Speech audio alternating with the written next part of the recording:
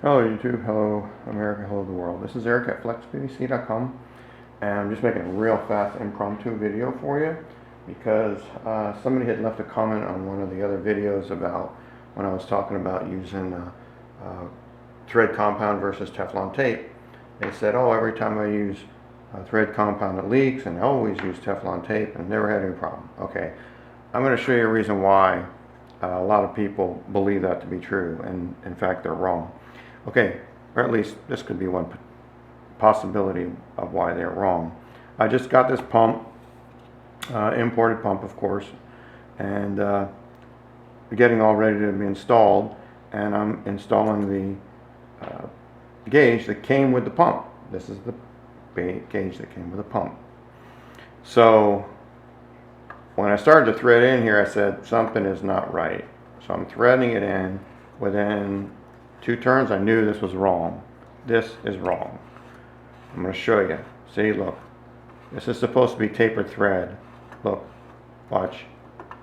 See? It wiggles. Okay? The problem is and this tipped me off because the gauge is in bar.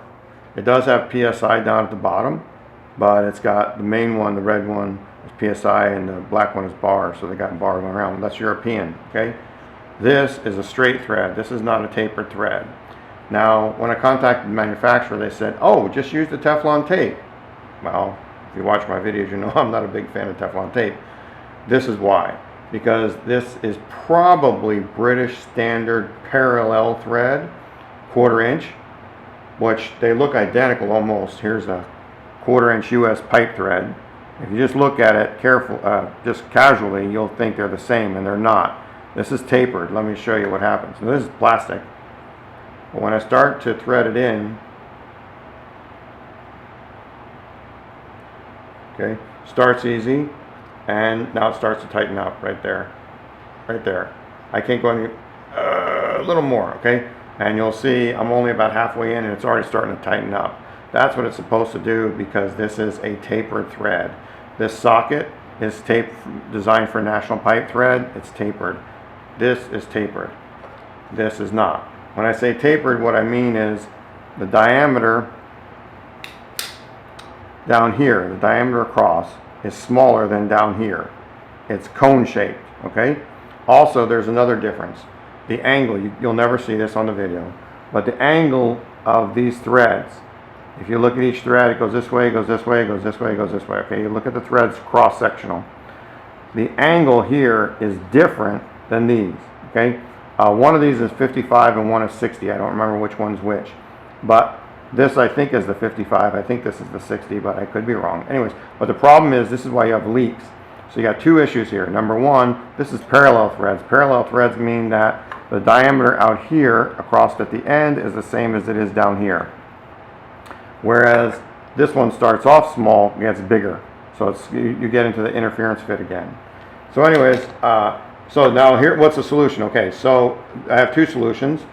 There's no way I cannot put enough compound in here to fill this gap. I mean, this guy is rattling like that.